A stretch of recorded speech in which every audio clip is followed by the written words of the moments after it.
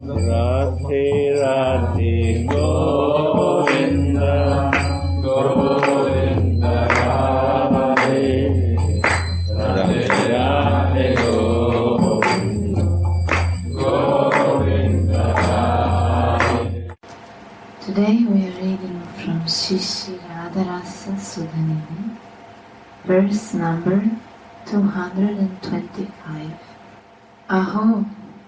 The world's most clever adolescent couple extends a great festival of amorous fighting in the lovely courtyard of a kunja house with the auspicious drum sounds of their waist bells that announce Cupid's victory and the strikes of their nails and their teeth on each other's chest. Aho! The world's most clever adolescent couple extends a great festival of amorous fighting in the lovely courtyard of a kunja house with the auspicious drum sounds of their waist bells that announce Cupid's victory and the strikes of their nails and their teeth on each other's chest. Strikes of their nails and their teeth on each other's chest. I don't understand it. Strike can be like a hit and also like a scratch. They have scratch marks on their chest because the battle of Srila Rupa Goswami says in Bhakti Rasamrita Sindhu, Krishna in his Dhira Lalita feature is clever, youthful, expert in joking, carefree, and controlled by his beloved. Everyone is under the control of time, karma, maya, and the senses, and all the different avatars of God are engaged in different duties of creation, maintenance, and destruction of the universes, destroying the demons, protecting the saints, and establishing religious principles. All these avatars are also well aware of their own godhood. Only the Dhira Lalita feature of Krishna in Vraja is Nishchinta, carefree, and Prayasivishaha, controlled by his beloved girlfriends. In Vraja, he is not a king like in Dwaraka, Mathura or Ayodhya, but he is simply the prince. His father will keep the cows and the village, and he simply enjoys himself. The Sakis see that the loving couple want to enjoy love sports, so they go out of the kunja on the pretext of picking flowers. The maidservants stay behind and prepare themselves for their service. Why is the yard of this kunja house called Manjula or lovely? Because the surrounding kalpalatikas or wish-yielding creepers do not show even the slightest sign of divine prowess or Aishwarya.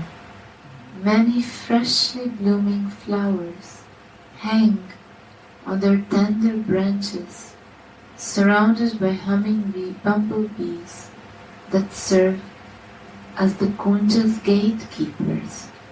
Beautiful amorous pictures are hanging there, made of vermilion, inspiring the adolescent couple to make love.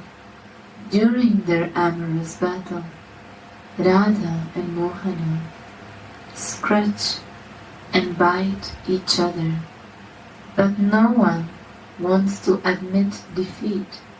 The maidservant relishes this nectarian, amorous sight through the cups of her eyes and the sounds of inarticulate screams and jingling ankle bells and waist bells that are like drums announcing Cupid's victory enter into her ears like streams of nectar.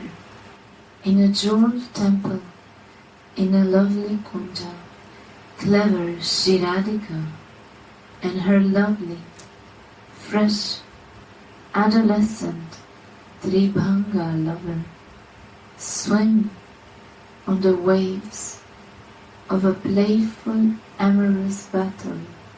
How wonderful is the prowess of this amorous fighting festival, which enchants Cupid in each and every phase. The jingling waist bells that announce Cupid's auspicious victory sound like an elixir with equal strength. These two attack each other's breast and chest with their nails and their teeth. Sripad Prabodhananda says, no one loses and no one wins in this Rasika pastime. Thus ends the verse 225. One more. We are reading verse 226. Shri Radha, the crown of all young girls, sees the hesitant dancing arts of young couples and initiates them with her glances, anxiously collecting or growing great jewel-like breasts on her chest, playing in King Rishabhanu's abode in the circle of her girlfriends. She attains a form equal to the world-enchanting Krishna. Shri Radha, the crown of all young girls, sees the hesitant dancing arts of young couples and initiates them with her glances, anxiously collecting or growing great jewel-like breasts on her chest, playing in King Rishabhanu's abode in the circle of her girlfriends. She attains a form equal to the world-enchanting Krishna. Commentary name is Maha Sarupya with Vishwa Mohana. In the next 5 verses, Sripada describes the sweetness of the divine couple when Krishna returns from the pastures in the afternoon and he passes by Maharaj Vrishabhanu's abode. When Srimati stays with her parents in Varshana, there is less control over her, and it is easier for her to meet her beloved.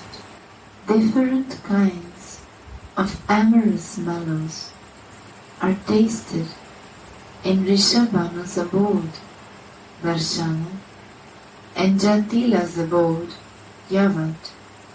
Knowingly or unknowingly, everything and everyone in Vraja assists Radhika and Mohana in their eternal pastimes. Sripada, in his Kinkari form, sees how Kishori Mani freely plays, eats, and sleeps with her girlfriends like Lalita and Vishaka in Varshana. Now, the time for Krishna's Uttara Goshtva has come, afternoon pastimes, and all the gopis become mad after seeing Krishna again, knowing that the world-enchanting Prince of Raja will extinguish the pain of their separation with his beauty and luster. Hundreds of gopis worship the road with their flower-like glances as Krishna walks towards Nandishvara with his innumerable cows and cowherd boy friends, and his chakora-like bird-like eyes seek Radhika's moon-like face. When Srimati stands on the Chandra Shalika watchtower, her loyal gopi friend Shyamala says, "Radhe, there is no need to proudly pretend to be shy here. The bestower of blessings, Pashupati, which can be Shiva or Krishna, has come before you. Throw your lotus-like glances with their restless, black bee-like pupils at him. When Pashupati is pleased with you, he will release you from all amorous affliction. You don't get such auspicious chances very often." Shri Radhika replies, "Sakhi Shyamale, worship this Mahesha with the soft buds of your lotus-like breasts. O fair-faced girl, when Mahesha is satisfied with you, he will fulfill your desires and thus immerse me in an ocean of nectar." While they speak like this, Shyama, Radhika, stares at Shyamala's face. How sweet is Shyamala's slightly lowered, bashful face then. Seeing Shyamala in this condition, Srimati gives her initiation in the art of shyness and dancing with the eyes. Krishna's chakora bird-like eyes have now fallen on the moon-like face of Rishabhanu's princess. They stare each other in the eyes for a while, and then Srimati goes away, pulling her veil over her face. Still, she stops for a while to look at her young lover a little bit longer, humbly praying to the goddess of bashfulness, goddess of shyness. "O Lajje, please leave the corners of my eyes for just a short while." But when she opens her eyes, shyness cannot leave them altogether. Some shyness is left there. How beautiful are her eyes when they are filled with humility, bashfulness, amorous desires, or delight. The world enchanter Mohana is enchanted, and he cannot walk on anymore. His thirsty eyes fall on Radhika's mountain-like breasts, as if they are collecting the great jewels of her breasts there. Quickly, Srimati covers her marvelous breasts with her scarves. How many moons doesn't her form reveal? The Sakis and Manjaris can freely relish this. Shrimati thinks, aha, how sweet is my Mohana. Now he will go away, and her heart yearns for union with him. She becomes eager to attain Maha Sarupya with Krishna. This does not mean that she wants to attain the same form as Krishna, as many mystics do, but it means that she wants to meet him. The Sakis and Manjaris can understand all this. The great poet Karnapur hints at this Mahasarupya in his book Alankara Kaustuba. Sri Radha's complexion of molten gold turns Krishna's bluish complexion into that of an emerald, a green luster, and Krishna's blue luster turns Radhika's golden complexion also into that of a green gem. When they are separated, they have their own golden and blue complexions, but when they are together, their complexions attain equal luster. This is what is meant by Mahasarupya here. Shri Radhika Thakurani, the jewel of all young girls and the bestower of all blessings, plays so many games with her girlfriends in the beautiful jeweled temple of King Rishabhanu. At that moment, she sees her Prananath coming over the royal road, and she initiates her eyes into new arts of dancing in a slightly shyness, bashful way, so as to enchant Shyama Raja. This girl carefully collects her great jewel-like breasts in her bodice and looks for a way to attain Sarupya with the world-enchanting moon of Vrindavan.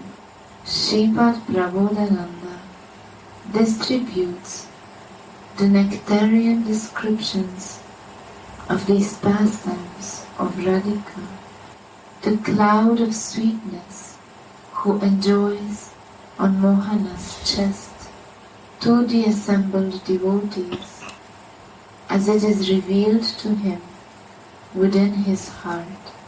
Thus ends the verse 226. Radhe Radhe Govinda.